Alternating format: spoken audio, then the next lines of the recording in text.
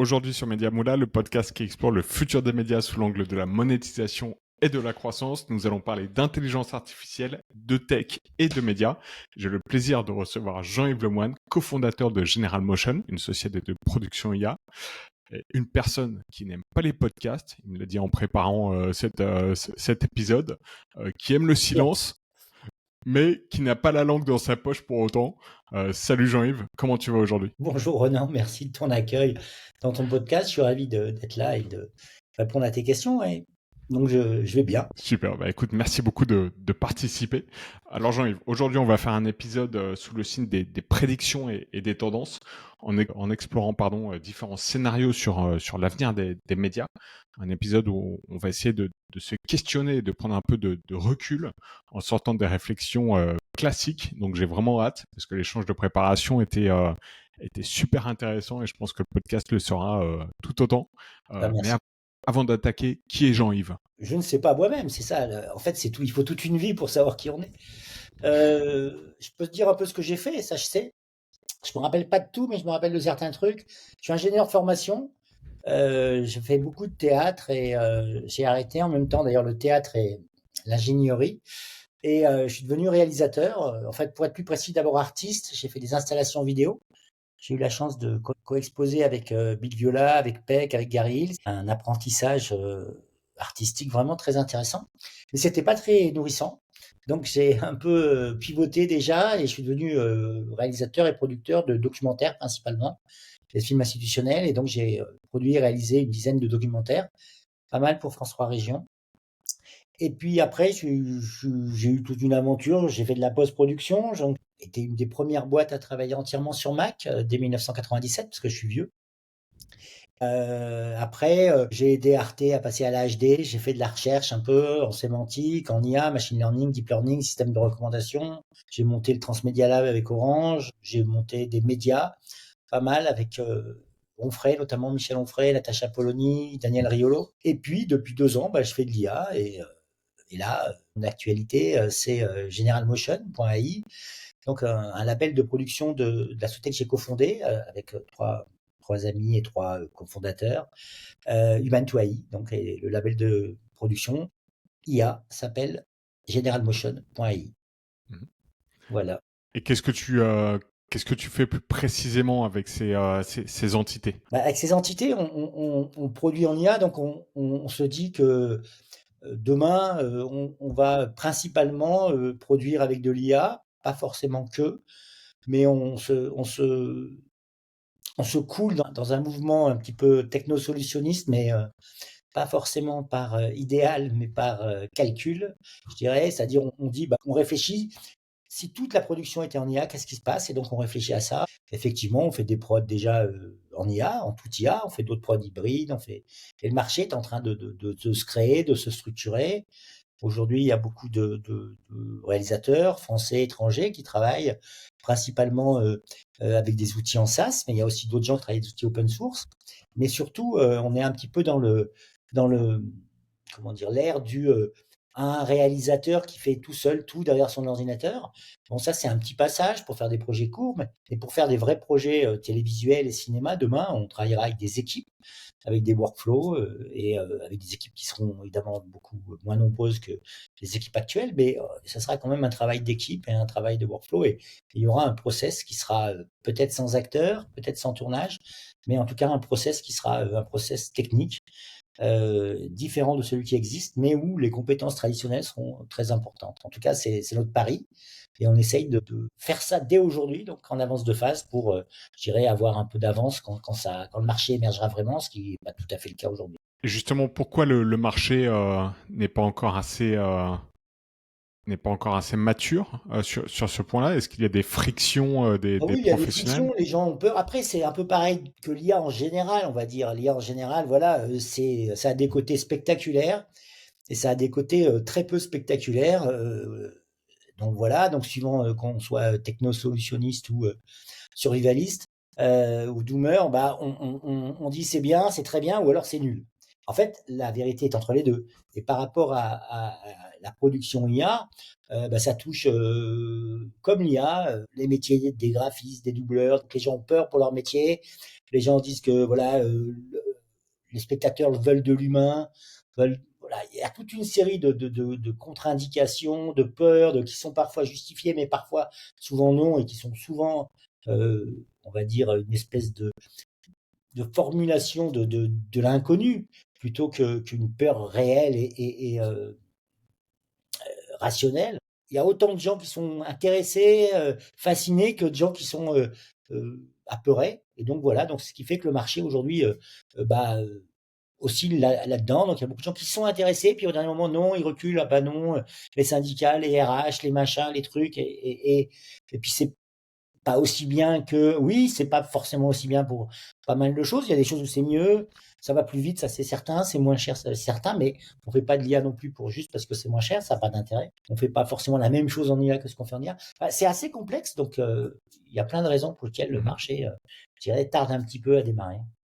Des raisons qui sont des bonnes raisons et des raisons qui sont des mauvaises raisons. Et ton client idéal pour ces boîtes de production en IA? Mon client idéal aujourd'hui, c'est un producteur qui fait un film d'animation, un long métrage d'animation qui a récupéré, on va dire, un peu plus qu'un quart de son budget, qui galère pour trouver la grosse moitié qui lui manque, et avec qui on étudie le fait de faire son film d'animation en IA, avec un workflow, avec un voilà, avec l'argent qu'il a aujourd'hui, et on va pouvoir faire ce film comme ça.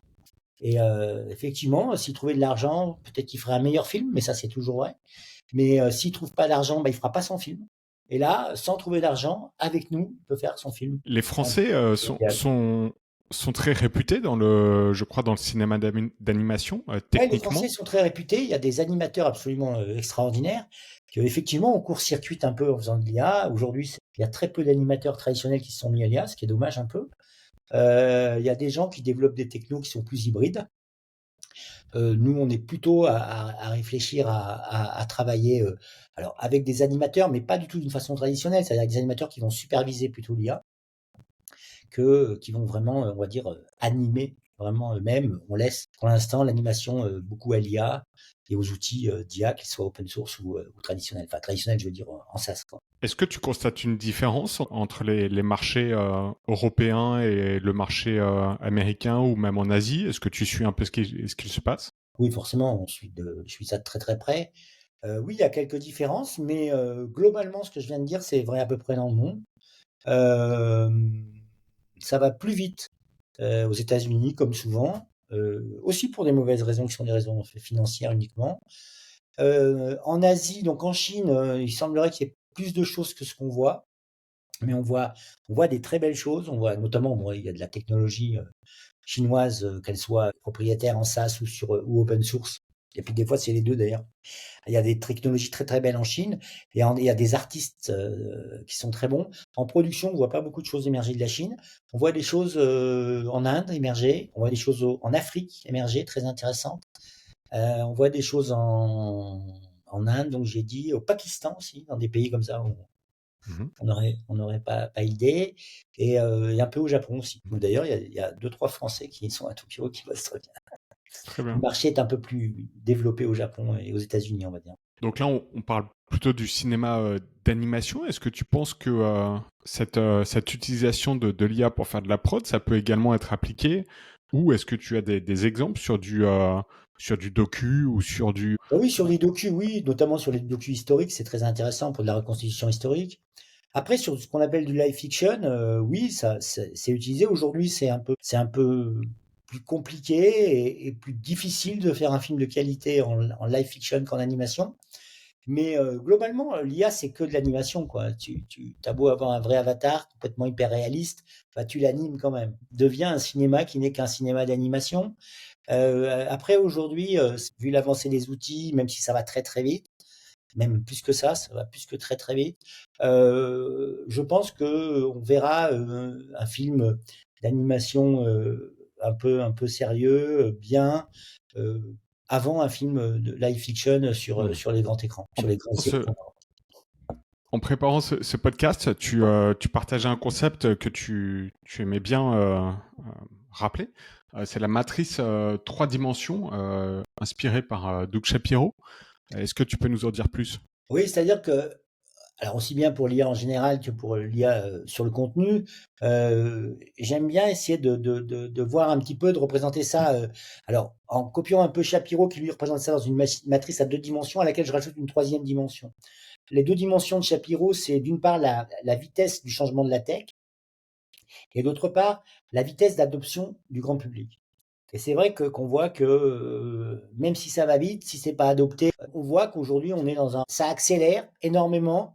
En même temps, voilà, on nous promet l'AGI à peu près tous les lundis matins et tous les samedis elle est pas là et le dimanche on se repose, mais lundi elle est toujours pas là. Donc et on nous la repromet. Donc on voit bien que ça n'arrive pas. Est-ce que ça heurte un mur? Est-ce que on voit bien que même la vitesse de la technologie, elle grimpe, elle est exponentielle, mais elle n'est pas forcément totale. À côté de ça, l'adoption, il y a des gens qui prennent à bras le corps, il y a des gens qui n'en veulent pas, pour des bonnes et des mauvaises raisons. C'est un peu ce que je redisais sur la prod, et c'est vrai aussi pour l'IA en général. Mais en tout cas, l'industrialisation dans les entreprises, ça va sûrement pas aussi vite que ce qu'on dit, ou ce qu'on disait, ou ce qu'on croyait. Et puis l'adoption pure et simple, bah voilà, elle reste un peu compliquée, elle reste et en même temps, il y a beaucoup de gens qui s'en servent. Donc c'est intéressant cette matrice à 2 dimensions. Mais moi, je rajoute une dimension qui pour moi m'importe, c'est la dimension humaine. C'est ce que j'appelle le bien-être humain. C'est comment, si ça va trop vite la techno, est-ce qu'on va être heureux? Comment on va nous ralentir ou pas ralentir ou accélérer au contraire pour mieux maîtriser l'IA, notre adoption? Pour moi, c'est une matrice à 3 dimensions avec voilà une dimension la vitesse du changement de la tech, une autre dimension l'adoption du grand public, et puis la troisième dimension, c'est notre bien-être. C'est comment être libre, c'est comment tout ça peut nous servir finalement à être mieux dans la société, à repenser des choses, peut-être le travail, peut-être qu'on va arrêter de travailler pour vivre et qu'on va se mettre à vivre pour travailler, peut-être qu'on va plus travailler du tout, peut-être que, en tout cas, ce qui sera important dans tous ces changements, c'est qu'on soit bien à titre individuel et à titre collectif. Et donc c'est voilà un petit peu la philosophie de ma matrice. Et dans ton approche personnelle, tu parlais de technosolutionnisme Ouais. tout à l'heure. Déjà, est-ce que tu peux définir ce terme? Parce que je pense que l'audience est au fait des enjeux de l'IA dans la partie de notre société, etc., dans la manière dont on vit. Est-ce que tu peux peut-être donner plus de billes pour Oui, expliquer le après, technosolutionnisme? aujourd'hui, on ne peut pas parler de texte sans parler de politique. Et ce qu'ont bien compris les techs américains notamment, et on ne peut pas parler de politique sans parler de texte que n'ont absolument pas compris les politiques français. Le technosolutionnisme, c'est de dire que la techno va être une solution à tout, c'est que voilà, en mettant de l'argent dans l'IA, on va arriver à l'AGI, donc cette IA qui va être plus intelligente que nous, qui va résoudre tous nos problèmes, résoudre les problèmes énergétiques, voilà. Le pape de ça, enfin il y en a plusieurs, mais un des papes de ça, c'est le plus gros VC qui a une 50aine de milliards de dollars dans toutes les techs, bon, essentiellement américaines, qui s'appelle Andreessen Horowitz. Enfin, c'est le nom de sa boîte, A16Z. Et Andreessen lui-même a émis un espèce de manifeste du technosolutionnisme qui est un truc absolument fasciste, n'ayons pas peur des mots, et donc qui dit en gros que une solution la techno va apporter une solution à tout.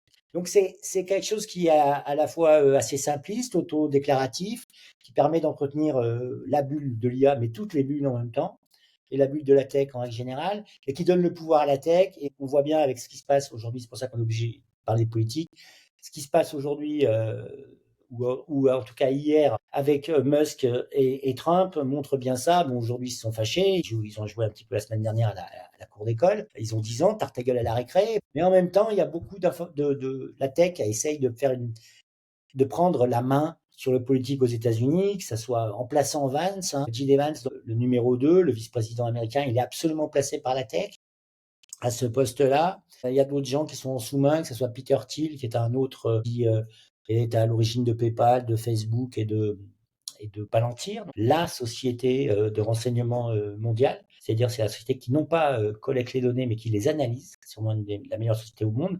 Donc qui travaille très étroitement avec le gouvernement américain, la NSA et and so on, mais qui travaille aussi avec la DGSE en France et avec d'autres pays européens. Donc voilà, ce Peter Thiel a vraiment placé Vance en numéro 2 et en potentiel numéro 1, puisque dans leur esprit, soit pour des histoires de, de, de procès au cul, soit pour des histoires de violence, soit pour des histoires d'économie, soit pour des histoires de santé, ils ne pensent pas que Trump va rester 4 ans. Sauf que c'est quand même un vieux serpent accouplé avec un éléphant et il a la peau très dure. Donc on verra ce qui se passe. Mais en tout cas, clairement, il y a une espèce de visée politique de la tech et ça fait partie du technosioniste avec des idées derrière qui sont des idées qui se résument dans un acronyme qui s'appelle TESCREAL. Donc je ne me rappelle plus exactement ce que c'est, mais c'est toute une série de philosophies post-transhumanistes. Le T est en T de transhumanisme. Donc avec cette idée d'augmenter l'homme, de vivre éternellement, donc de repousser éternellement la mort, et puis de quand même partir sur Mars, parce que finalement, oui, la planète Terre, c'est pas bien pour tous, et que de toute façon, on est trop, et que de toute façon, on sera très peu à partir sur Mars. Donc avec une énorme idée plus ou moins dite d'élitisme derrière, et cet élitisme, bah, il est vraiment, je dirais, aux mains de tous ces patrons de la tech, que ce soit Musk, Zuck, Altman, et donc, ils veulent quand même un monde qui forcément, et l'IA, c'est le gros danger de l'IA, outre de nous rendre neuneux, l'IA risque d'augmenter encore toutes les disparités entre les riches et les pauvres. Et voilà, donc c'est tout ça qui est le technosolutionnisme, c'est tout ça qui est à la fois fascinant, parce que c'est fascinant, un des concepts du technosolutionnisme, c'est la singularité, c'est fascinant d'imaginer que que la technologie va aller tellement vite que l'homme ne va plus pouvoir suivre, c'est un côté fascinant, c'est aussi effrayant, mais c'est fascinant. En tout cas, quand on aime la tech, c'est à la fois fascinant et effrayant. Exactement. Et c'est un point de vue que je partage, même si je pense que j'ai beaucoup moins réfléchi à ces enjeux, à ces problématiques que toi. C'est parce que je suis vieux, c'est tout, c'est parce que ça fait longtemps que j'y réfléchis. Non, c'est des choses, moi j'ai commencé vraiment à réfléchir notamment à la singularité depuis 2008. Donc ça fait vraiment Hmm.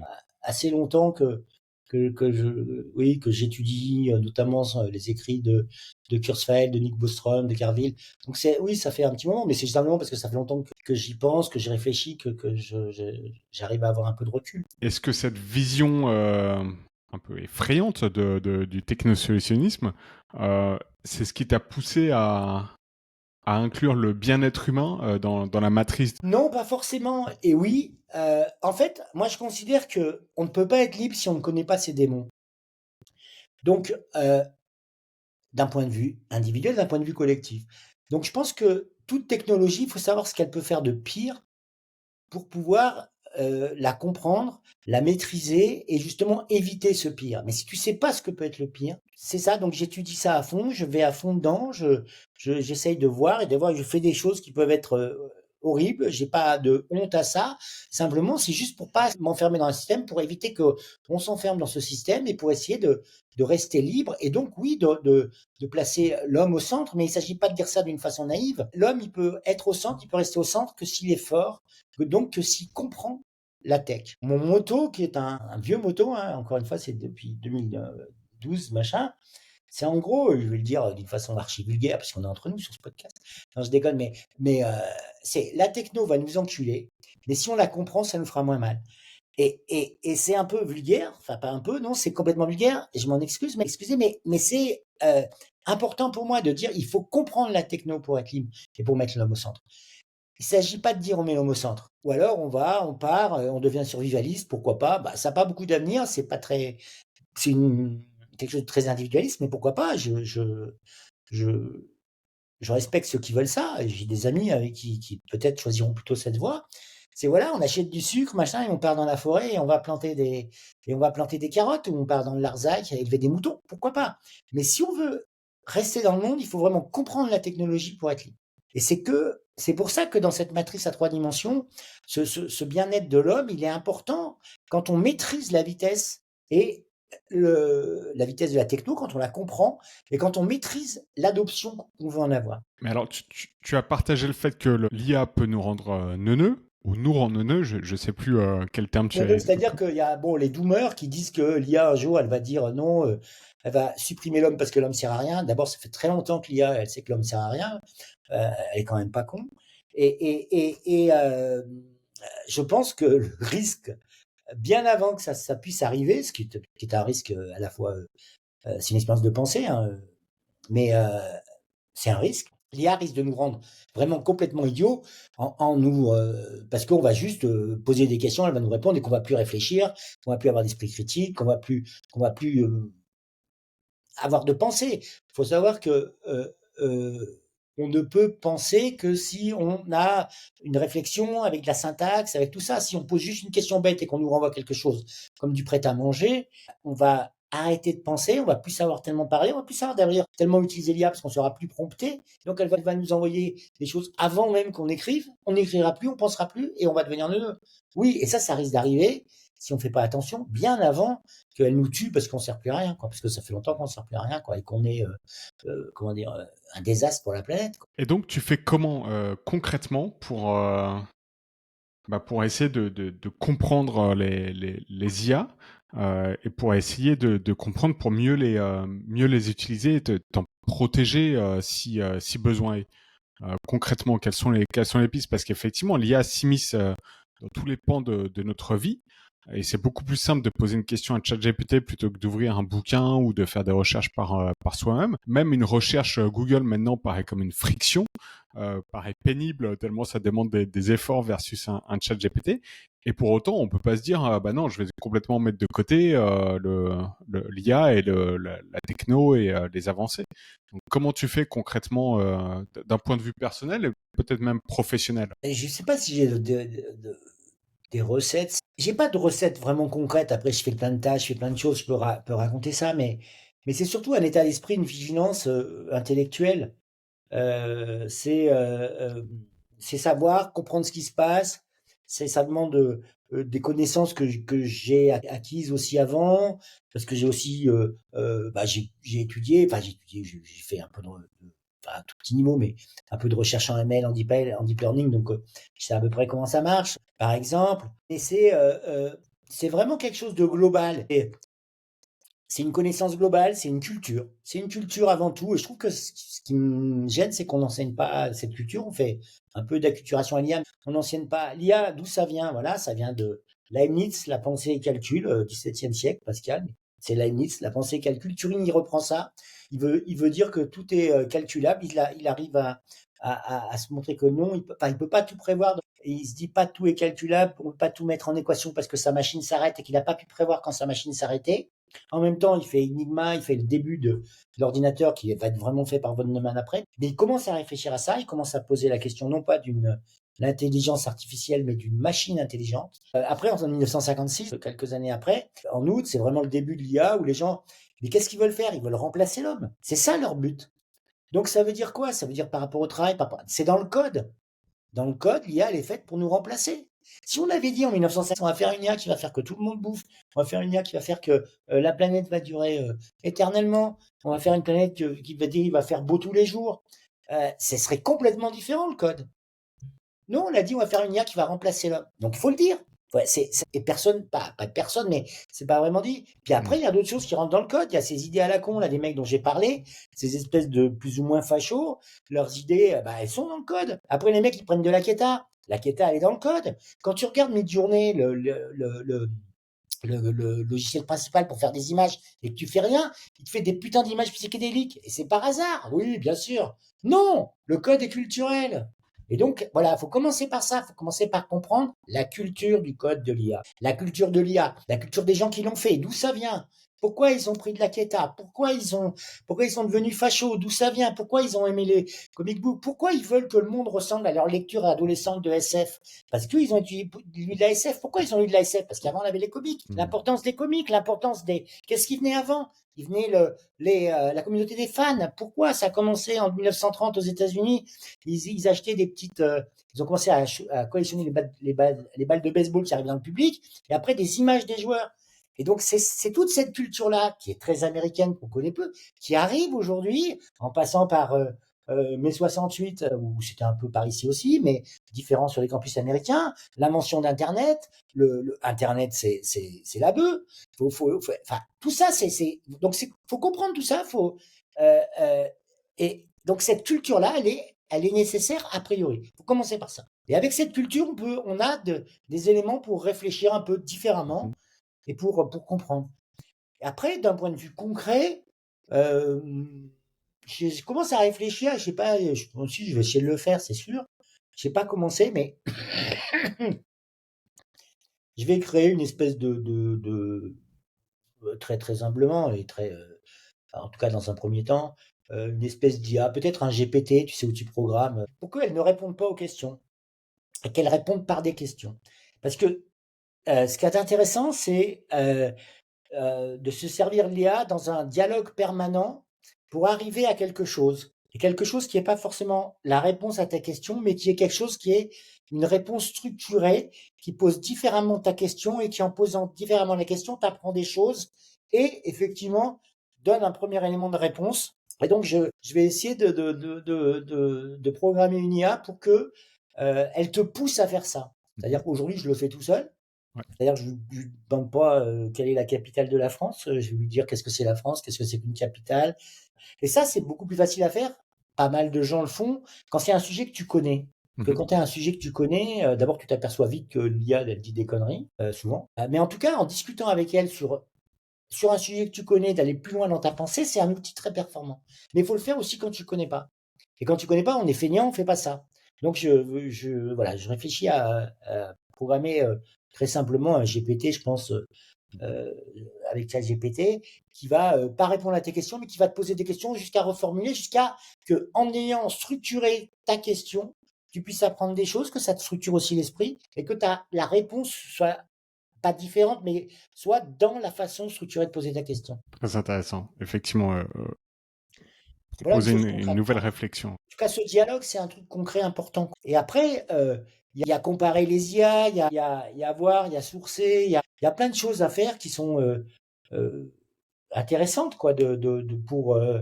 Il y a des fois s'arrêter, hein. Je pense que, mais ça, c'est vrai de beaucoup de choses, mais que moi, j'ai deux enfants et ils sont grands maintenant, ils ont 25, 26 ans ou 26, 27, je sais jamais. Mais ça change tout le temps. Et quand ils avaient, je sais pas, 13, 14, 15 ans, ils m'ont demandé un ordinateur et je leur ai acheté un ordinateur. Ma fille voulait un Mac, mon fils un PC, voilà. Et puis après, ils venaient toujours poser des questions. Et à chaque fois qu'ils demander une question à la con, je disais, bah attends, excuse-moi, si tu ne sais pas de servir ton ordinateur, je le reprends, je le revends d'occasion. Bon, je vais perdre un peu d'argent, mais c'est bien, quoi. Et il dit, ah non, non, je vais chercher. Oui, si on arrête, il faut pas arrêter de chercher tout seul. Et Mhm. dans sa tête d'abord, dans du silence, faut réfléchir, il y a quand même beaucoup de gens intelligents partout et qui se servent pas tellement de leur intelligence, quoi. Et ça va pas s'améliorer avec l'IA. Et et on doit se servir de son intelligence, mais pour ça, il faut prendre du temps. C'est-à-dire que ça, bon, on peut avoir de l'intuition, ça sort tout seul, mais la plupart du temps, c'est un mélange d'intuition et de rationalité. C'est le système 1 et le système 2, ça doit faire mouliner ensemble, faire une mayonnaise ou un laser, ça dépend de ce qu'on préfère et ce qu'on veut, et puis il y a du bon et du mauvais dans chaque, mais ça demande du temps de réfléchir. Si on prend plus le temps d'avoir une pensée, là, on est fini, quoi. On devient neuleux, quoi. Enfin, on Mhm. va devenir neuleux parce qu'on va dire juste Amen. Et Quel est l'IA, c'est pas ton... Dieu. C'est pour ça que c'est complètement con de dire Amen à l'IA, parce que c'est pas Dieu. En Mhm. tout cas, ce qu'ils veulent faire, c'est pas Dieu. Ils veulent faire la puissance de Dieu. Ce qui est complètement délirant, mais c'est un niveau méta au-dessus, faut pas oublier. C'est important, ça, de niveau méta, que l'IA, pour ce technosolutionniste, c'est la puissance de Dieu. C'est la Mhm. toute-puissance. C'est pas créer Dieu, c'est créer la toute-puissance. Et ta relation avec les médias, on a beaucoup parlé d'IA J'ai jusqu'à une maintenant. relation intime, je peux pas en parler ici. Non. Est-ce que je suis sûr que tu as des choses intéressantes à partager ou Bah, des points de les vue médias, ils sont gentils, hein. Ils ont rien compris. Ils ont rien compris, quoi. Les comment médias. tu t'informes dans ta journée? Quel est le... Je te demande pas des noms de journaux ou de Moi, choses comme ça, je mais... ne alors là, j'ai honte de dire ça, mais c'est la vérité, je ne m'informe plus. J'ai eu la chance de travailler entre 2015 et 2022 avec des journalistes autour des sites qu'on a fait, enfin des médias qu'on a fait avec Onfray, avec Polony et avec notamment Riolo. Là, c'était des médias sportifs, mais puis on a fait d'autres trucs avec d'autres gens. Caron aussi, fait des trucs. Donc avec des gens qui ramenaient beaucoup d'informations. Et puis des journalistes avec qui on discutait beaucoup de l'information, on n'était pas forcément d'accord, pas forcément du tout des mêmes bords politiques, mais on discutait d'abord. Et aujourd'hui, j'ai une espèce de, comment dire, de ras-le-bol, je crois, de l'information, de la surinformation qui est tout le temps. Donc, je ne m'informe pas, je prends que ce qui remonte. Et parfois, quand j'entends des choses ou quand il y a une urgence, bah, je vais picorer et je suis un vieux con finalement, je vais pas mal sur Google.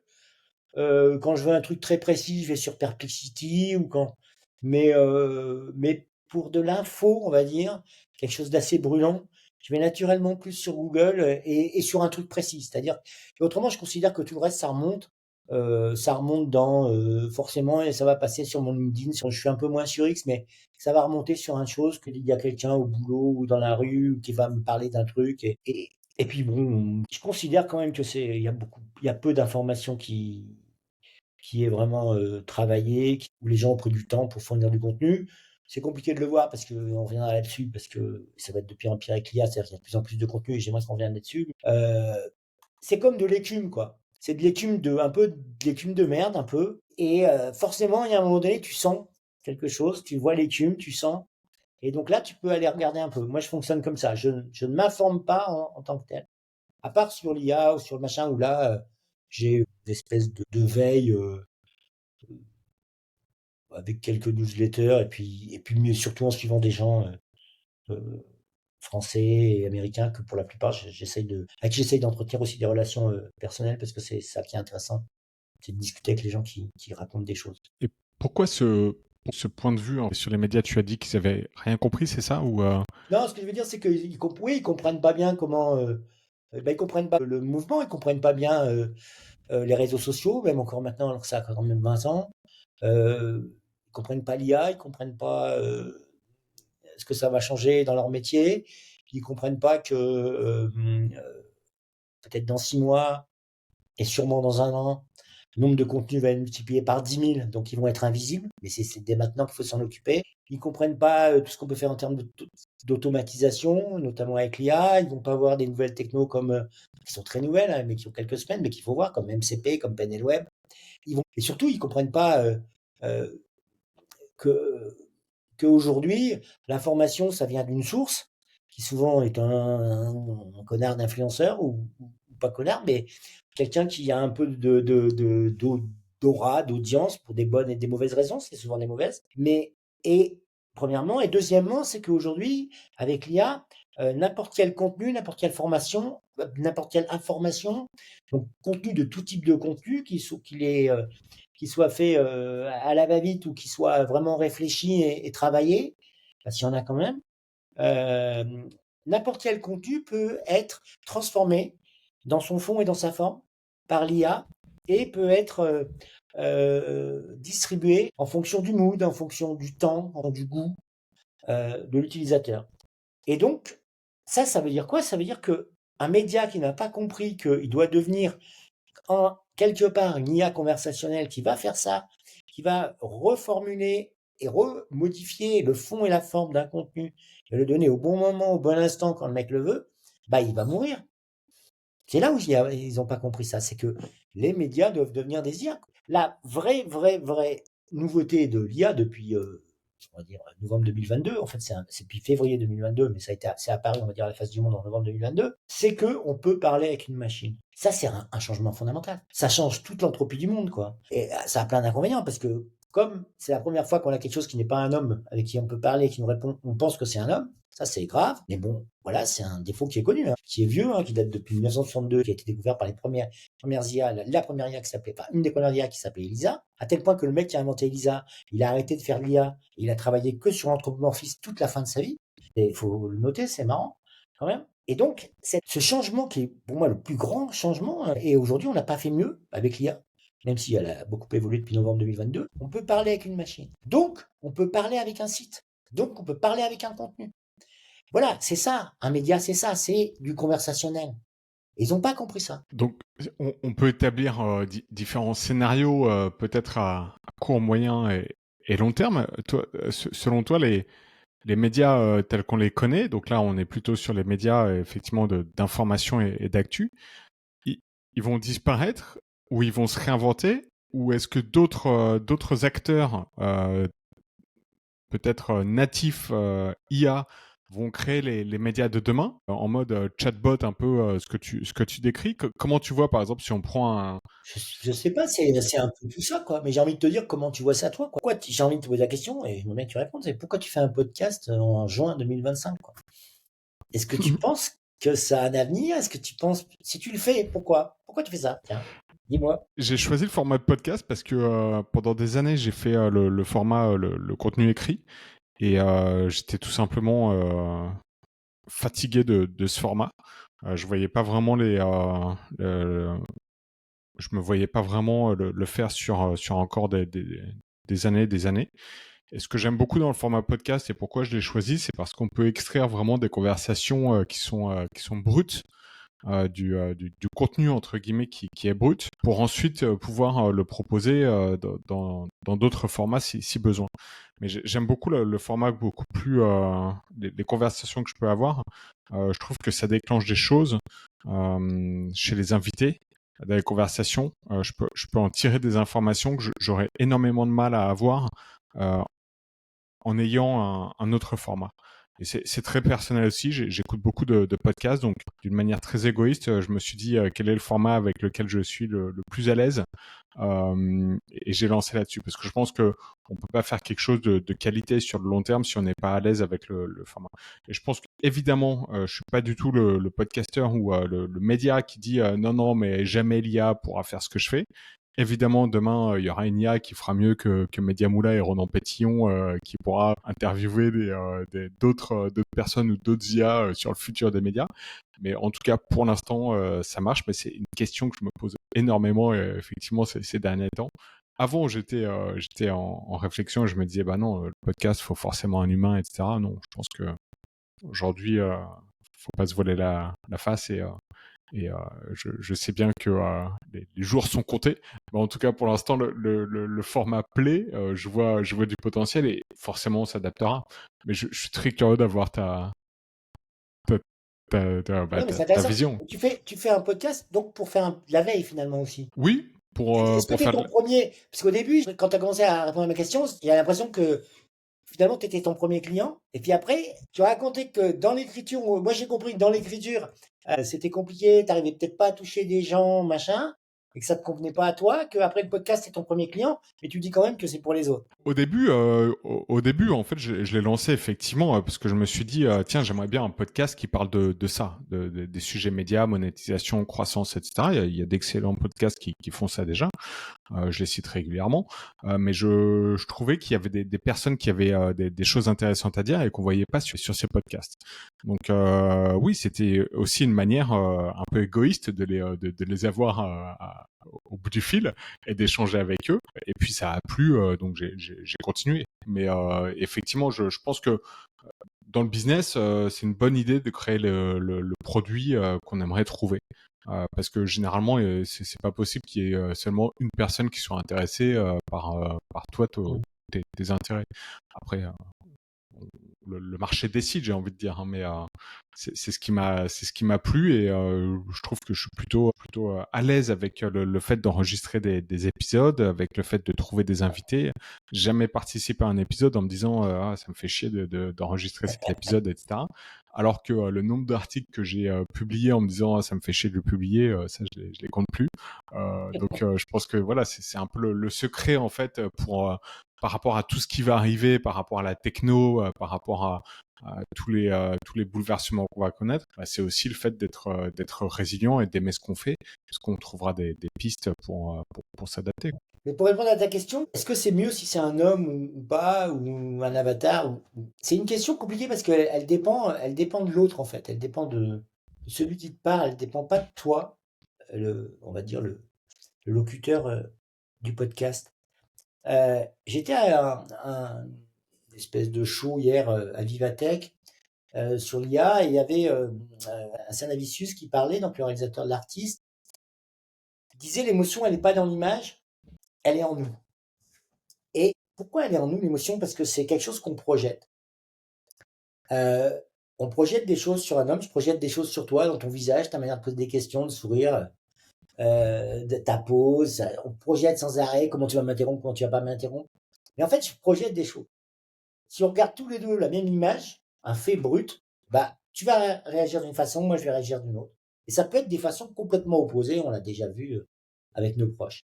Donc c'est nous qui projetons, on vit une émotion, on vit quelque chose, ça fait un écho avec d'autres choses déjà qui sont d'autres émotions souvent, ou d'autres choses qu'on a vécues.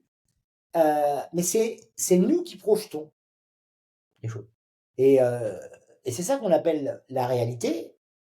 Voilà, il y a des gens, notamment en mécanique quantique, qui disent que c'est pas forcément la réalité, quoi. Que la réalité, elle est participative, que c'est de la mesure quantique. Et on sait bien qu'en quantique, bah, la mesure, un coup, l'électron il est là, et un coup, il est là. Parce que c'est ça, c'est la mesure qui définit la position de l'électron. Euh, D'autres gens disent que c'est pas réel. Par exemple, on peut dire que le serpent a cette forme parce que ça nous fait peur et que l'homme, bon, finalement, par une espèce de projection collective, a donné cette forme au serpent pour qu'il nous fasse peur, pour qu'on soit sauvé, parce que c'est dangereux de se faire prendre par un serpent, donc c'est important d'avoir peur et de se barrer, mais qu'en fait, il n'a pas du tout cette forme-là. On sait à peu près comment on voit, mais on ne sait pas comment on ressent le rouge, le bleu, on ne sait pas comment on ressent les couleurs, on appelle les qualia, on ne sait pas comment ça marche dans le cerveau. Donc, il y a tout un phénomène de projection comme ça qu'on projette sur le réel. Et l'IA, on projette des choses sur l'IA. Donc, on projette, ce que je disais tout à l'heure, on projette des choses parce que par anthropomorphisme, principalement. Mais c'est neuf. Il y a pas de, la projection, elle est instable. Il y a des gens, quand tu leur dis que c'est de l'IA, ils vont trouver ça nul. Si tu leur dis pas, ils vont trouver ça super beau. Et donc, par rapport, on réagit différemment encore aujourd'hui à un avatar et à toi, complètement différent. Comme aujourd'hui, c'est un peu passé de mode, mais ça existe quand même beaucoup, les gamers, les machins. Il y a des gens qui font qu'une différence entre le monde réel et le monde virtuel. Pour eux, c'est la même chose. On voit aujourd'hui dans les rencontres des gens, ils rencontrent des gens dans le monde réel, dans un bar ou sur Facebook ou ailleurs, et c'est pareil, quoi. Mais l'IA, non, c'est pas encore pareil. C'est pas, on a la réalité qu'on projette sur l'IA, elle est instable. Donc c'est pour ça que c'est un moment qui est particulier, qui est vachement intéressant aussi, hein. Et dans le fait que ça devienne stable, bah, faut se méfier de comment on va projeter les choses, à la fois individuellement et collectivement sur l'IA. Et on revient à ce que je disais un petit peu tout à l'heure, mais c'est pas l'humain qui est mieux aujourd'hui, c'est la projection qu'on a sur l'IA qui est moins bien. Je comprends que dans ce cadre-là, et dans ce système de pensée, c'est compliqué d'établir des scénarios sur à quoi va ressembler le média de demain.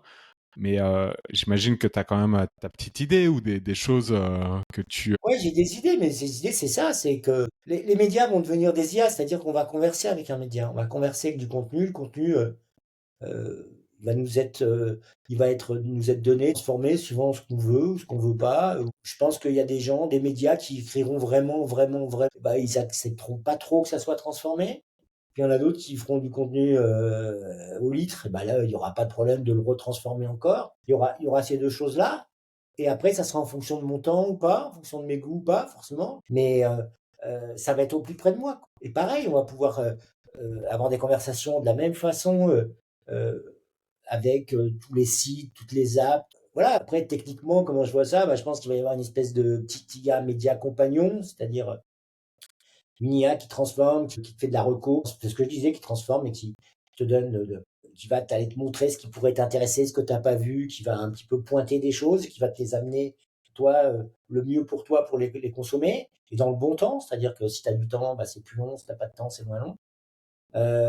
Et puis qu'on aura aussi une espèce de d'IA personnel qui sera pas forcément comme Her au sens d'IA compagnon, non, mais ça sera plutôt, moi je vois ça plutôt comme un double numérique qui sera une interface IA entre nous et les autres IA, qui seront tous les applications, les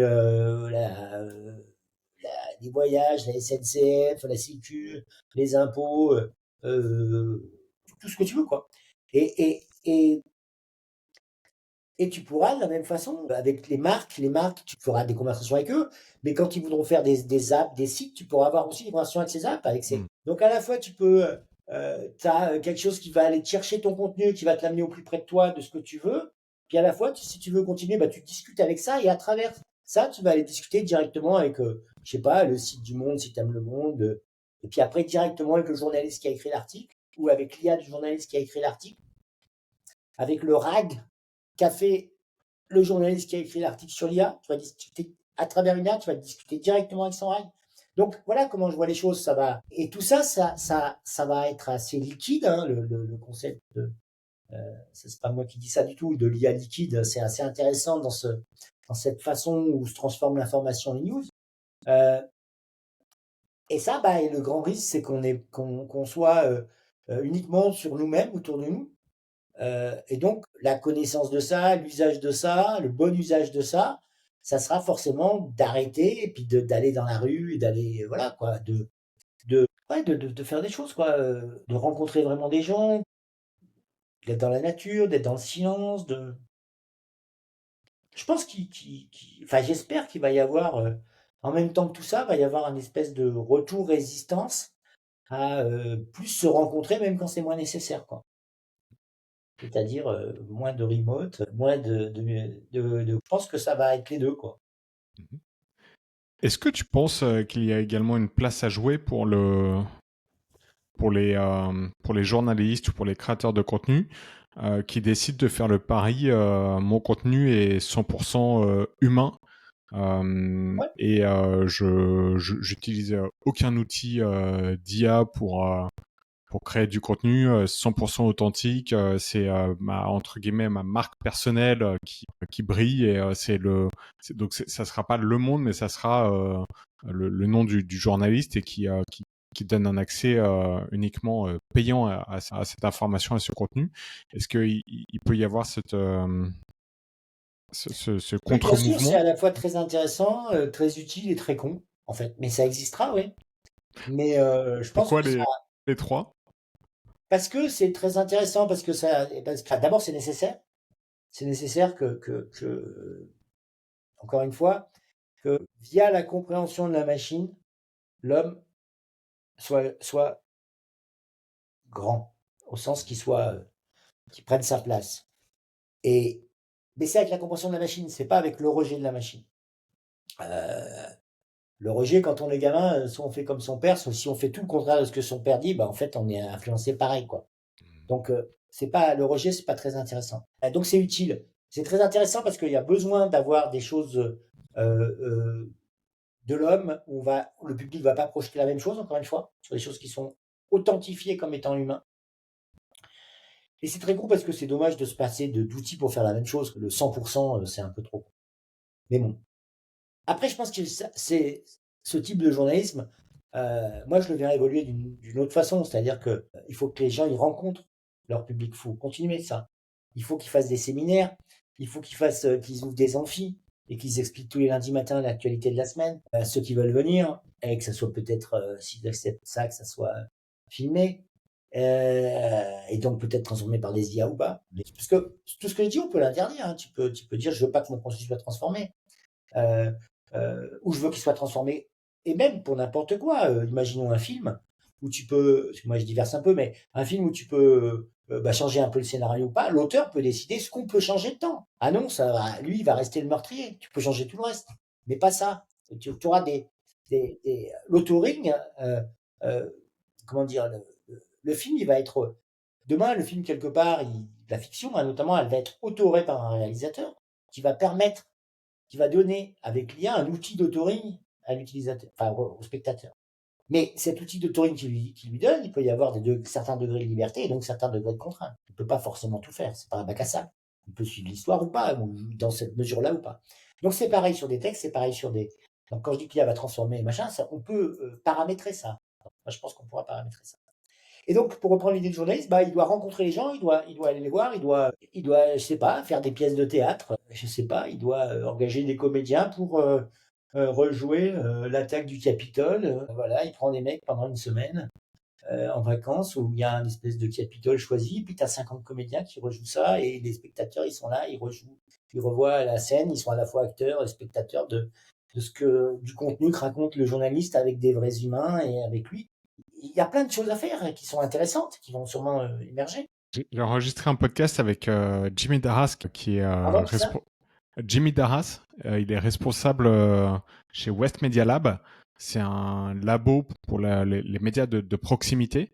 Et il Ouais. expliquait effectivement certaines initiatives de médias vivants, notamment un média à Lyon qui a racheté un théâtre pour effectivement faire des présentations des articles et des contenus qu'ils ont créés. Et je trouvais l'initiative absolument géniale parce qu'à l'heure où effectivement il y a beaucoup de personnes qui ont une grande défiance pour le journalisme et pour les journalistes, ça permet de reconnecter avec les consommateurs des informations, avec le citoyen, pour leur montrer bon bah voilà comment j'ai créé cet article. Voici quelles sont mes sources. Parfois, les sources sont également invitées pour participer à l'événement. Et je pense que ça crée de la connexion, ça crée de la richesse, ça crée également une vraie connexion entre l'audience et le média. Et donc ça, j'aime beaucoup ce genre d'idée. Et le fait effectivement de recréer des événements via un théâtre, t'embauches des comédiens, etc. Alors là, c'est l'ancien prof de théâtre qui parle, j'imagine. C'est une idée assez innovante et en même temps qui a beaucoup. C'est l'idée du film de Fincher, The Game, en fait. Je sais pas si tu connais ce film de Fincher Pas qui du tout. s'appelle The Game. En fait, bon, je vais pas raconter l'histoire, mais bon. En fait, c'est ça, c'est de créer un théâtre qui raconte la vraie vie, qui prenne les gens. euh, voilà, je réfléchis à des idées comme en ce moment, alors qu'ils sont plus théâtre, mais ce qui m'intéresse, c'est d'organiser des vendanges, tu vois, dans un très grand domaine. Tu as 50 mecs qui viennent, qui payent pour faire les vendanges, et tu as 50 comédiens qui font les vendanges avec eux. Et puis, il se passe un événement, un meurtre, un machin, un truc. Il y a une enquête, et donc tout en faisant les vendanges, tu vis, et tu sais que c'est du théâtre, c'est que c'est. Mais, tu vois, des choses comme ça qui peuvent être. Alors là, c'est dans de la du du storytelling classique.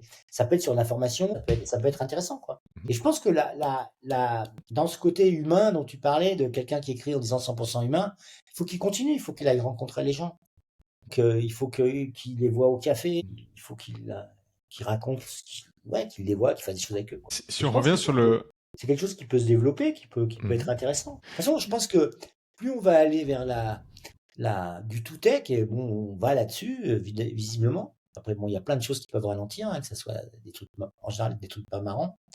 Je dis souvent ça, mais bon, voilà, les Chinois envahissent Taïwan, à peu près dans les 24 heures c'est pas moi qui ai dit, c'est Peter Thiel. Peter Thiel a dit, il y a 50% que les Chinois envahissent Taïwan, et il y a 50% de chances que les Chinois envahissent Taïwan, et il y a 100% de chances que les Américains bombardent TSMC dans les 24 heures si jamais ils le font.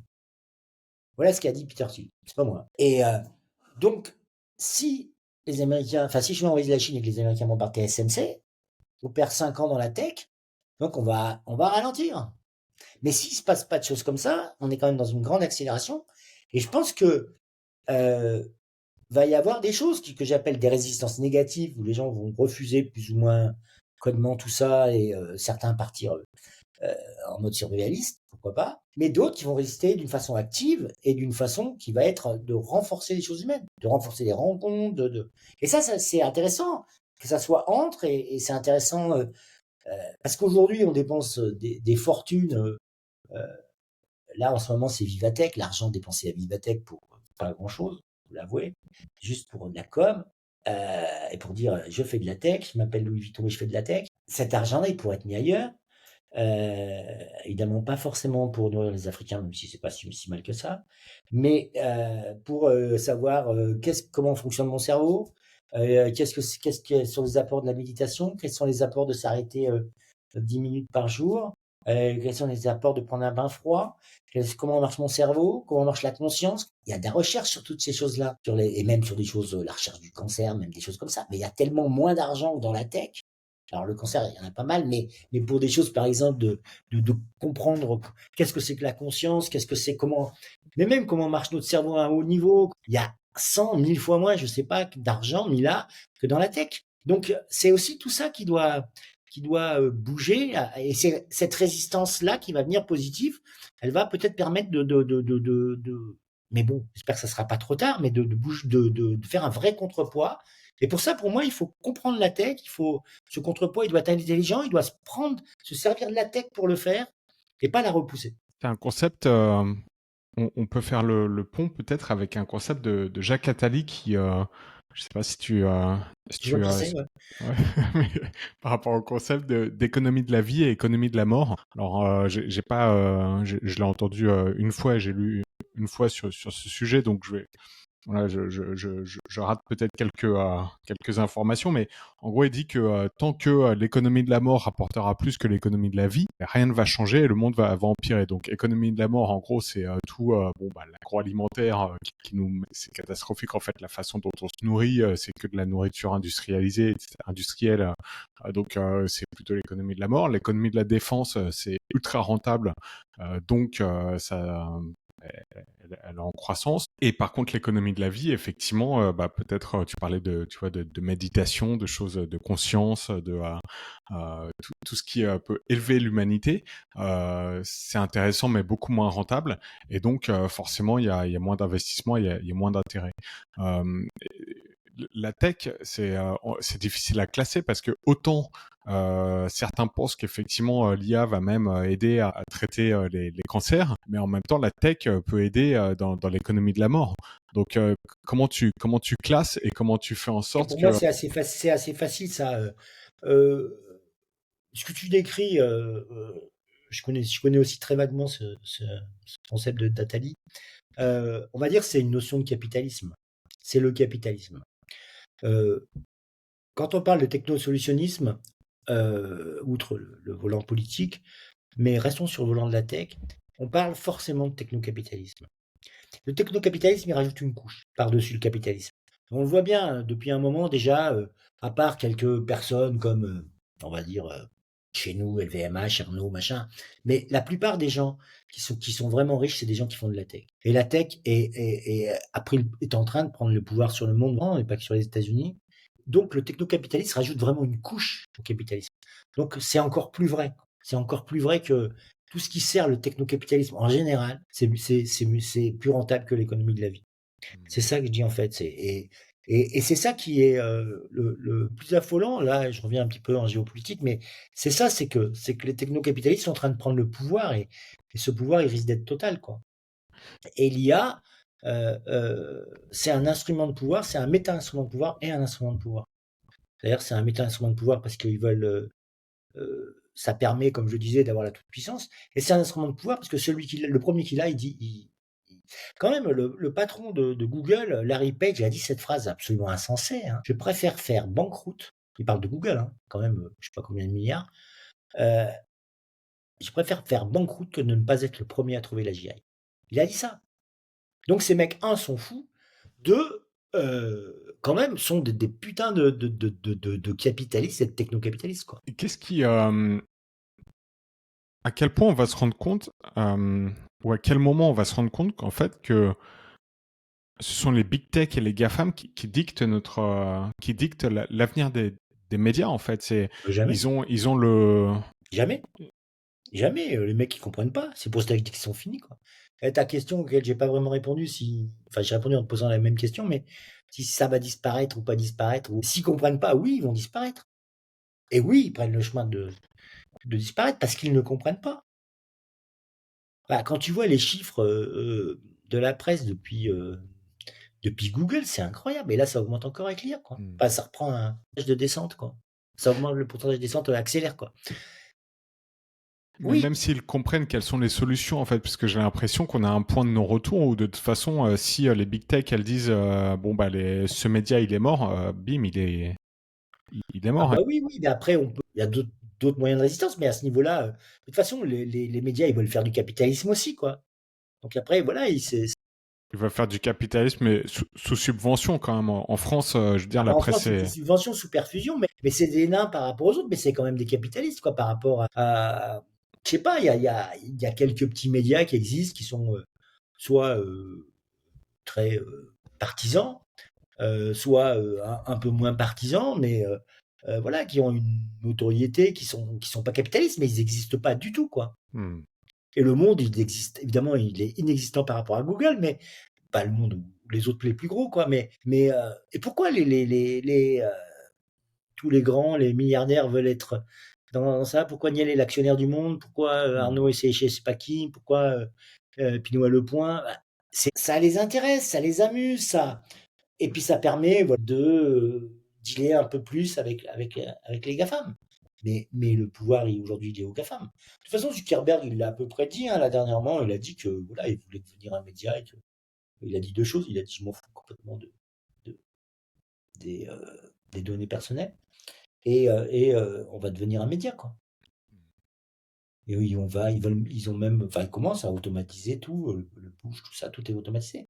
Donc c'est assez marrant parce que c'est un truc qui va tourner en boucle, c'est un truc qui, c'est aussi la même problématique assez étonnante d'Altman, donc le patron d'OpenAI, qui dit, voilà, qui dit, oui, alors, il a dit le contraire avant-hier dans son blog, mais qui a dit pendant longtemps, l'IA va tuer le travail et c'est pas très grave, on va mettre, ça s'appelle UBI, je trouve ça génial, Universal Business Income, UBI. C'est incroyable, non? À tout le monde, quoi. Donc c'est Ready Player One, quoi. Donc c'est des gens pauvres qui consomment de l'IA. Voilà, c'est ça, quoi. Et on les paye on leur donne de l'argent. On les paye pas, pardon, on leur donne de l'argent pour qu'ils soient passifs et qu'ils dépensent l'argent chez nous. Enfin, c'est la tête, quoi. Donc jusqu'où va-t-on marcher sur la tête? Parce que on va se casser le cou. Et moi, un des scénarios que j'aime bien aussi, c'est qu'est-ce qui se passe en bourse aujourd'hui? Aujourd'hui, en bourse, les montées sont très hautes et les descentes très basses. Plus qu'avant. Pourquoi? Parce qu'ils ont tous les mêmes algos. Ils font tous la même chose. Et si demain, il y a un mec beaucoup plus intelligent que les autres machins qui va trouver un algo qui va lui permettre de craquer la bourse, craquer le Nasdaq et de gagner des fortunes, ça va se savoir, ça va se copier. Tout le monde va faire ça. Toi, moi. L'argent va plus avoir de valeur. Donc il y a un risque que l'IA pète tout ce modèle-là. Et après, qu'est-ce qui va remplacer l'argent? Qu'est-ce qui va faire l'échange? Est-ce qu'on va revenir au troc? Moi, je pense que c'est l'intelligence. C'est pas forcément l'intelligence de l'intelligence artificielle qui va devenir la nouvelle valeur, c'est le potentiel qu'aura l'homme pour utiliser cette intelligence-là. Ça va devenir pour moi la nouvelle monnaie. Mais bon, c'est dans un monde un peu futuriste et un peu barré, mais bon, je suis barré, j'avoue. L'intelligence de l'homme pour utiliser l'intelligence artificielle, c'est ça que tu Ouais, veux dire? Ouais. ouais. Je pense que Mais la monnaie, je t'en prie. non, non, mais c'est que l'intelligence artificielle, tu pourras le faire, je pourrais le faire. Si c'est du code, c'est des machins, comment dire, c'est copiable à l'infini. C'est une commodité et c'est C'est copiable. ouais. Par contre, si moi et toi, ou tous les deux ensemble, on trouve une façon très particulière d'utiliser ça, qui n'est pas copiable, et pas parce qu'on ne le dit pas, parce que c'est vraiment notre propre algorithme, notre propre logiciel perso qui fait ça, là, c'est ça, ça va être ça la valeur. Quel est ton point de vue par rapport au pouvoir des big tech et des entreprises d'IA sur effectivement notre vie, et notamment pour faire le point avec le podcast, avec la consommation des médias? Quel est le rôle du gouvernement, donc on va rester en France, par rapport à ce jeu de pouvoir? Est-ce que le gouvernement doit réguler, dit basta, ça suffit, vous n'avez pas le droit de pomper, par exemple, tous les contenus des médias, même si c'est trop tard, ou attention, là on va réguler parce que effectivement les IA prennent trop de place dans la société? Comment tu vois les choses? Il y a une étude qui a été faite que j'ai pas lue entièrement, à l'échelle d'un pays comme le Danemark, qui disait qu'est-ce qui se passe s'il n'y a plus Google au Danemark? Il n'y a rien. C'est fini. Ça devient un pays féodal. Sans parler des crises, des machins. On est complètement assujettis. Les gouvernements européens n'ont plus aucun pouvoir. C'est fini. C'est fini, déjà. Mais c'est fini, c'est-à-dire dans quel déjà On peut pas dire non. On peut pas dire non. On peut pas dire non. On peut pas. Parce que si jamais ça, bah, ils peuvent menacer de couper les ponts et de dire qu'est-ce que ça représente l'Europe pour Google? Pas grand-chose. Ils peuvent très bien, bon, ils vont perdre de l'argent, mais ils peuvent très bien fonctionner autrement. Et l'Europe peut pas fonctionner sans Google aujourd'hui. Et en plus, bon, t'as des VPN, des machins, il y a des gens qui trouvent des solutions, mais même, donc il faut réguler, mais il faut pas réguler d'un point de vue économique, il faut réguler d'un point de vue humain, il faut réguler, il faut comprendre, il faut s'en servir, et il faut savoir comment l'utiliser d'un point de vue humain. Il faut discuter avec ces gens-là d'un point de vue humain, c'est compliqué. Et malheureusement, par rapport à la tech, on a pris trop de retard en Europe. Et je suis pas optimiste là sur cette réponse-là, sur cette question-là. Je vois pas comment on peut réguler d'une façon intelligente aujourd'hui. C'est-à-dire que on a déjà pris trop de retard. Donc si on régule, on va forcément en prendre encore plus. C'est trop tard pour réguler et on n'a pas les moyens de réguler intelligemment. Donc pour moi, la façon, c'est d'y aller à fond aussi. Et c'est la même façon que je dis au niveau individuel, hein, c'est-à-dire c'est vraiment aller à fond. Une fois qu'on est allé à fond, mettre en place des garde-fous. Et quand tu connais vraiment les dangers, quand tu connais le pouvoir que ça a, et aujourd'hui, non, on n'en est pas là.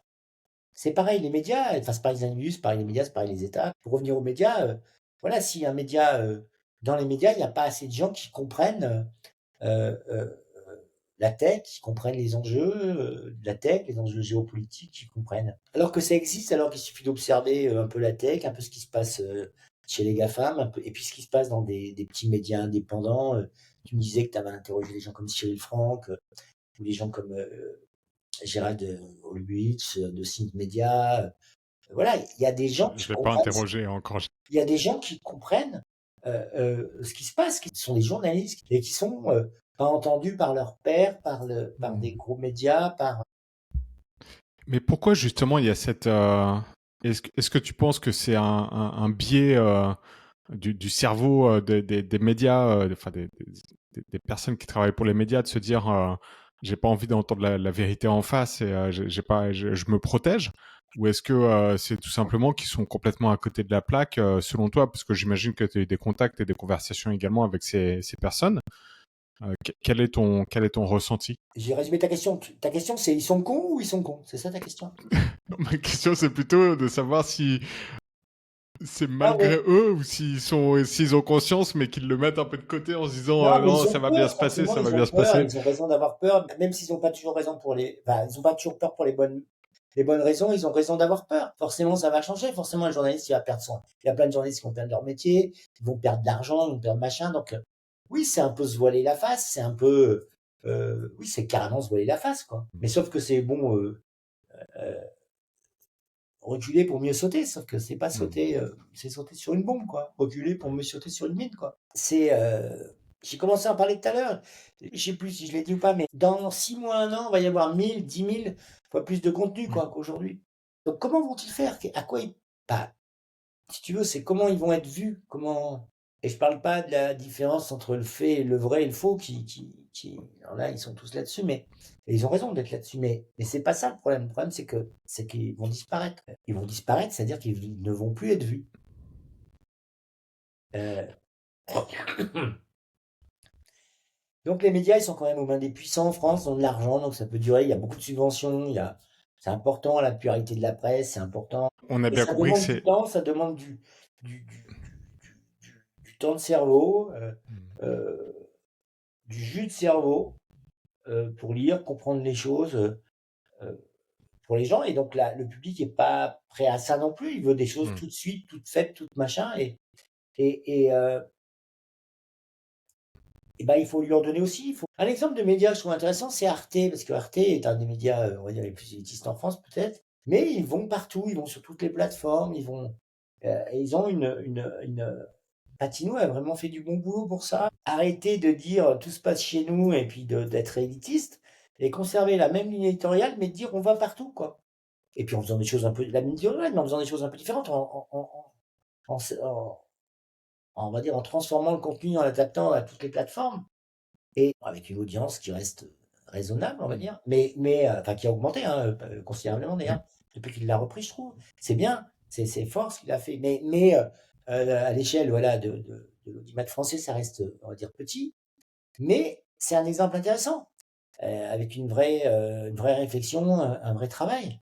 Voilà, les médias devraient s'inspirer un petit peu de ça quand même. Les autres, quoi, même si c'est des médias textes, hein. Non, c'est vrai Ça qu'il donne pour faire de multiplie... l'actualité en tout cas, pour augmenter son audience, quoi. Mm. Tout en étant gratuit, sans pub, voilà, quoi. Après, Archive est subventionné, bien sûr. Beaucoup les formats, effectivement, ils ont différentes chaînes YouTube, Arte, et c'est intéressant parce que si on veut du format court, on peut, enfin court, hein, c'est pas du TikTok non plus, mais ils ont des reportages assez assez courts, hein, de 10-15 minutes. Ils ont des formats beaucoup plus longs. Ils ont vraiment une stratégie intéressante, mais ça reste le phénomène Arte, c'est-à-dire que tout le monde dit Arte c'est ma chaîne préférée ou c'est mon média préféré, et puis derrière c'est pas dans les audiences, ça Non, non, forcément on c'est pas retrouve le pas média ça. préféré de tout le monde, ça se verrait dans les audiences, bien sûr. Non, mais ce que je veux dire, c'est que il y a un certain souci de qualité et un souci de pluralisme, donc, Mm. et d'aller chercher les gens là où ils sont, donc c'est intéressant, quoi. Mhm. Il y a déjà une réflexion et un travail pour, comment dire, appliquer concrètement cette stratégie, quoi, cette réflexion stratégique. Donc, les autres médias devraient faire ça, quoi. Devraient s'inspirer de choses comme ça, s'inspirer. Si toi demain tu devais créer un média, Hein, ça ressemblerait à quoi? à rien. Je sais pas, je ne sais pas. Bah, ça serait forcément une IA déjà. Euh, Ça serait forcément une IA. Ça serait forcément quelque chose avec qui ferait aussi du lien avec les gens. Donc, on rencontrerait les gens. Effectivement, ce genre de choses où tous les lundis matins, louer un théâtre pour dire, faire la revue de presse en direct, physiquement. Je trouve que c'est bien. Je pense que un média, si je faisais un média, il serait aussi éducatif. C'est-à-dire que je pense que c'est important. Et c'est primordial pour un média, ils le font, il y en a peu qui le font. Les spectateurs, ces utilisateurs au monde, quoi. C'est-à-dire pas seulement leur décrire le monde, mais leur apprendre à, à vivre dans ce monde. Pas leur apprendre, mais leur donner des clés pour vivre dans ce monde. Mm. Donc avec une notion Je pense que toute information doit être envisagée comme une acculturation. Comme une? Acculturation. D'accord. Non pas comme de la culture, mais comme une acculturation. Et après, que ça soit aussi une acculturation à tout, au sport, à la peinture, à la danse, à la culture, à l'information, à la guerre en Ukraine, à la tech. Toute l'information doit être conçue comme une clé pour vivre dans le monde, en fait. Et pas important, c'est pas de comprendre, c'est pas de savoir, c'est de, de pouvoir le prendre et de s'en servir dans la vie. C'est ça un média pour moi. Quelque chose qui transmet à ses utilisateurs quelque chose. Mhm. Et ce qu'elle transmet, c'est des clés pour comprendre, à la fois pour comprendre le monde, mais comprendre le monde, c'est intellectuel, des clés pour vivre le monde. Mhm. Et pour vivre le monde, il faut le comprendre. Et c'est pas comprendre le but c'est le vivre. Jean-Yves, je crois que c'est le premier podcast où j'ai aussi peu parlé de monétisation des médias. Ouais. Et ça fait du bien, parce que même si je suis un, un passionné de monétisation, j'aime beaucoup aussi ce genre d'épisode qui sort du script habituel. C'est passionnant, je pense qu'on pourrait y passer des heures. Mais je crois que j'ai pas les clés peut-être suffisantes pour te poser toutes les bonnes questions. Je pense que, encore une fois, tu as réfléchi et tu as beaucoup plus étudié le sujet, donc j'ai l'impression peut-être de passer un peu à côté de Non, pas certains beaucoup plus, concepts. ça va encore une fois plus longtemps. Je sais pas si tu as un autre message à faire passer ou Non, non, mais je veux quelque bien chose. parler de monétisation des médias, si tu veux. Bah, justement, comment tu monétiserais ton média IA hybride avec des revues de presse en live, etc. Ça serait que de l'abonnement? Tu accepterais de faire de la publicité? Est-ce que tu as Moi, je réfléchi pense à d'autres qu'aujourd'hui, modèles de monétisation? tu peux faire que enfin, un média, pour moi, il doit faire du service. Et ça, c'est un service, quoi. Après, les gens, ils payent, c'est un abonnement, ou ils payent ce qu'ils veulent, ou un mélange des deux. Pour moi, c'est toujours. Euh, Toi, tu payes personnellement pour de l'information? Tu es abonné à certains médias? Pas que je sache. Pas si, à Canal, Ouais. à des plateformes, moi, Mhm. Canal, Netflix, j'ai des abonnements beaucoup familiaux, mais que j'utilise aussi moi, hein. Mhm. Je regarde que du sport à la télé et des films, mais je regarde des films pas mal. Mhm. Des films et des séries, beaucoup, je suis un grand consommateur. Mhm. Après, d'informations, je dois être abonné à l'équipe, peut-être, parce que j'aime bien le sport, et que je me suis toujours pas désabonné. À chaque fois, je vais me désabonner, je me désabonne pas.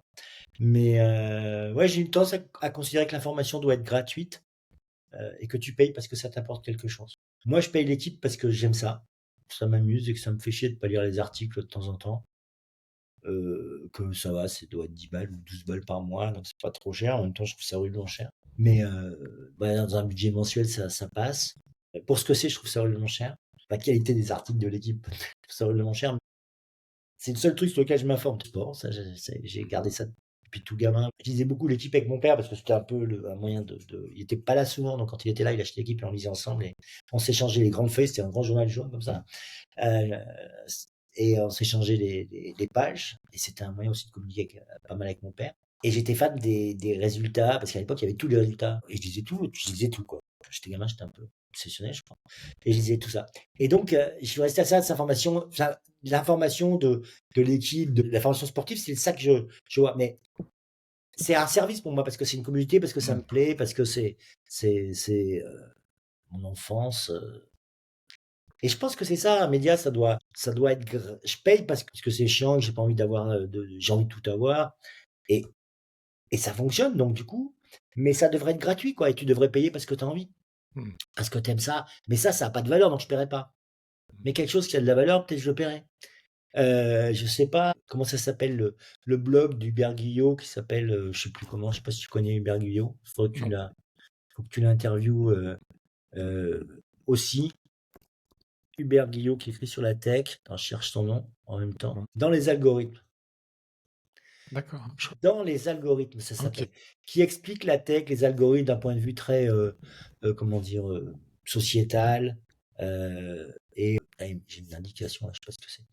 Et donc lui, là, je serais prêt à payer sur un truc comme ça parce qu'il y a une vraie valeur, il y a des vrais articles pensés, des vraies interviews avec des gens où les questions sont presque aussi longues que les réponses, mais elles sont intéressantes, intelligentes.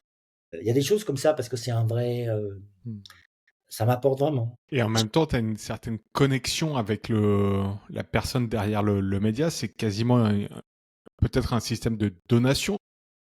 En l'occurrence, c'est des gens que je connais, mais enfin non, je connais pas le journaliste de l'équipe, mais oui, lui, je le connais un peu, pas beaucoup, mais un peu. Mais après, comment dire, si c'est un service, si ça t'apporte vraiment des choses, je pense que la meilleure monétisation, c'est le don. Ouais. Ou c'est un abonnement petit avec un don en plus, ou voilà, quand tu as de la thune, tu peux en mettre. Enfin, ça doit être fait, mais ça doit être fait aussi intelligemment par le média, c'est-à-dire ça ne doit pas être trop fort, ça doit être fait dans la confiance. Comme quand tu bouffes avec un pote et que c'est toi qui payes une fois et c'est lui une autre fois. Mmh. C'est ça, ça devrait être comme ça un média. Tu m'as apporté plein de choses, bah, je paye. Voilà, j'ai pas trop de thunes, puis franchement, c'est moins bien, bah, je paye pas. Ouais. Et ça devrait être comme ça, hein, pour moi en tout cas. Question de fin. Ouais, Tu as mentionné le fait que j'ai pas faim. tu as mentionné le fait que tu apprécies la façon dont Arte s'est réinventé ces dernières années. C'est un groupe média, donc c'est un média que tu admires. Est-ce qu'il y a d'autres médias que tu aimes particulièrement, où tu trouves ils font du super travail, où ils sont très innovants, où ils ont compris des choses que d'autres médias n'ont pas compris? Je te disais, bon, dans les algorithmes, c'est un tout petit média, Ouais. j'aime bien le média de Cyril. Même si j'y vais pas très souvent, j'aime bien le média de Gérald, Sainte Média. Et après,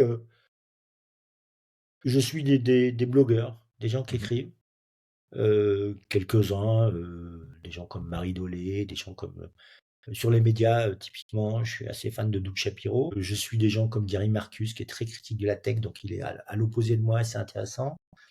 Euh, oui, après, ça fait partie de la veille aussi entre veille et blog, mais des mecs comme Ed Zitron aussi, c'est assez fou. C'est intéressant, c'est complètement déliant et très critique, ouais. C'est pas toujours simple à comprendre son anglais parce que c'est assez sarcastique, il faut du vocabulaire. Voilà, après, plutôt des individus Oui. particuliers de ma veille que je suis Mhm. attentivement parce que ils ont la- à la fois l'information et la forme qu'ils ont m'intéressent. Ok. Mais écoute, je mettrai les liens en description de ce podcast. Merci. Je sais pas si tu as une dernière chose à ajouter aux médias qui nous écoutent.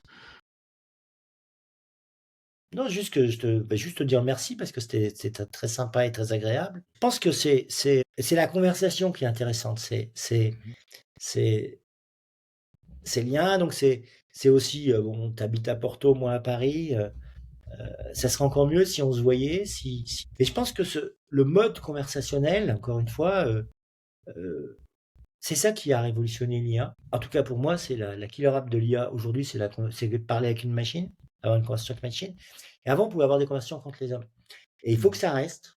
et ça va peut-être devenir de plus en plus important.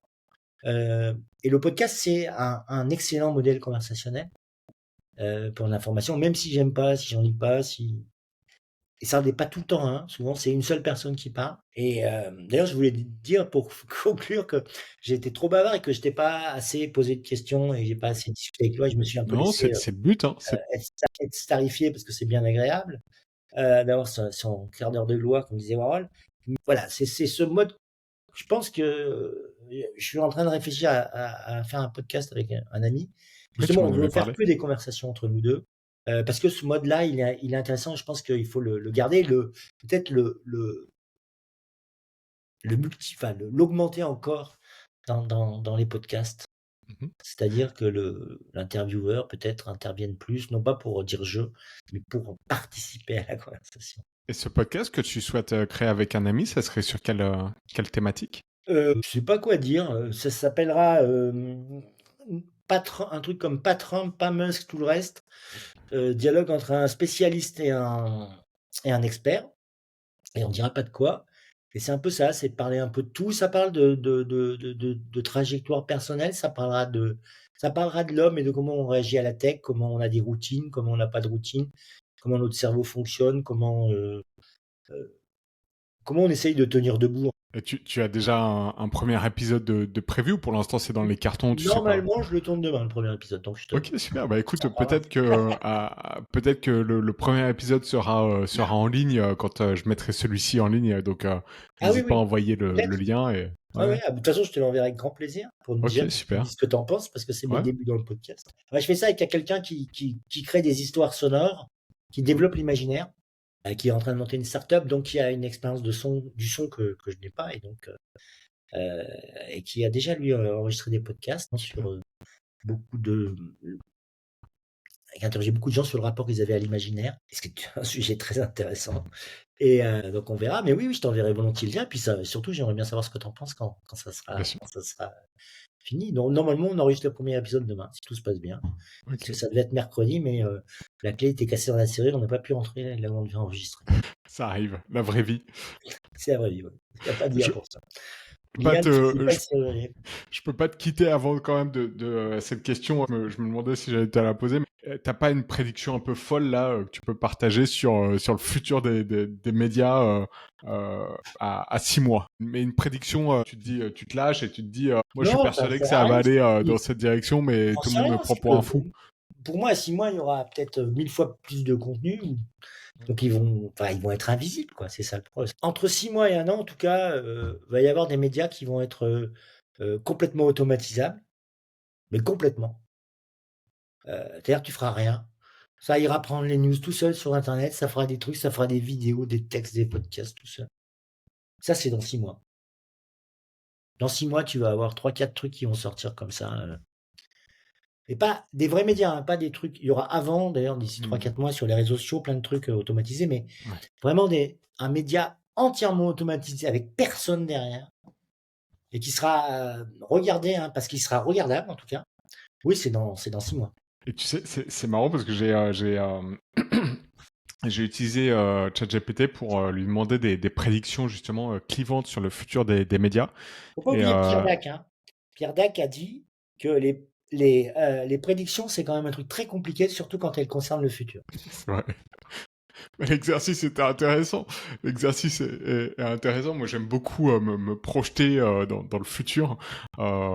C'est souvent un moment boule de cristal et effectivement à prendre avec des pincettes. Mais je trouve que l'exercice est intéressant parce que ça nous oblige un peu à sortir de notre quotidien, à imaginer le futur. Et parfois, j'aime bien le faire juste dans ma tête en me posant. Mais parfois, j'aime bien utiliser les IA.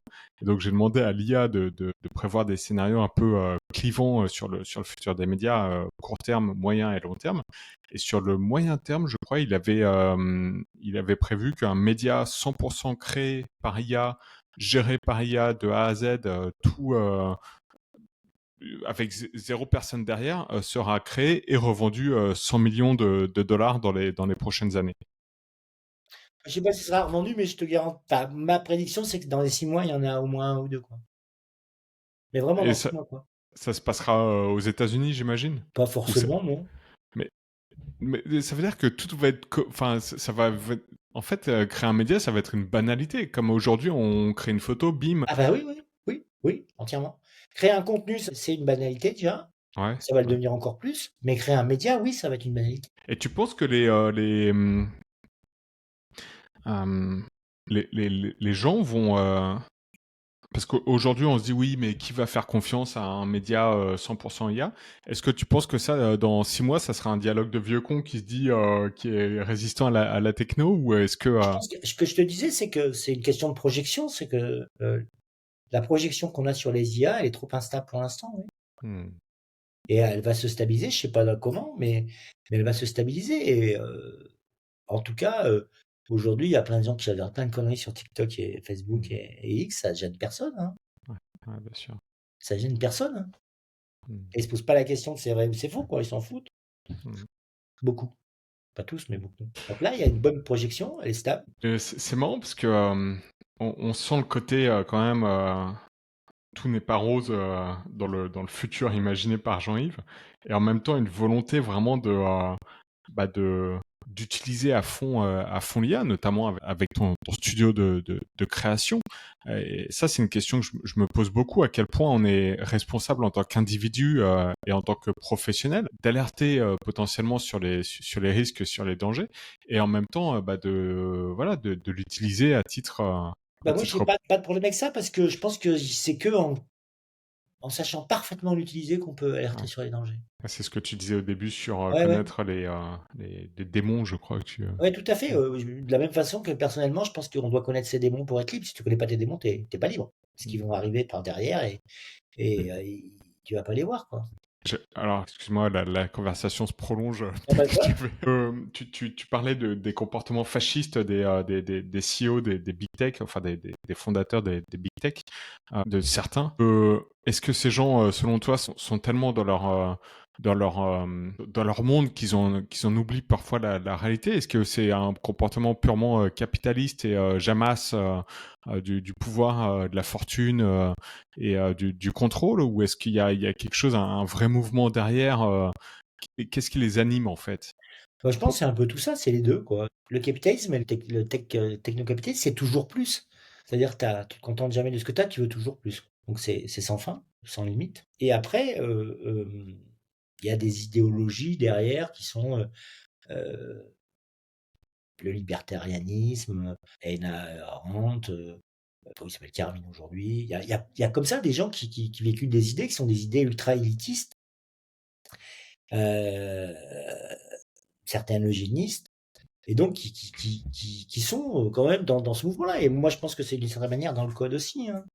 Et encore une fois, euh, relis le manifeste techno solutionniste de Andresen. C'est incroyable ce qu'ils disent. Il y a quelques personnes en France, une petite dizaine d'articles qui sont écrits là-dessus, mais c'est juste fou, quoi. C'est quand même le mec qui est le plus important dans la tech dans le monde, quoi, en tout cas en termes Mhm. de VC, quoi. Et qui a un discours complètement fou, quoi. On glorifie ces gens parce qu'effectivement, ce sont eux qui fournissent les solutions qu'on utilise et qu'on va utiliser demain. Et c'est vrai que on peut leur reconnaître quand même leur capacité à entreprendre et à exécuter, même sur l'opérationnel. Euh, mais pour autant, c'est vrai que quand on creuse, c'est assez flippant, même les réactions de Zuckerberg qui change son fusil d'épaule dès qu'il y a Trump au pouvoir, ou toutes les,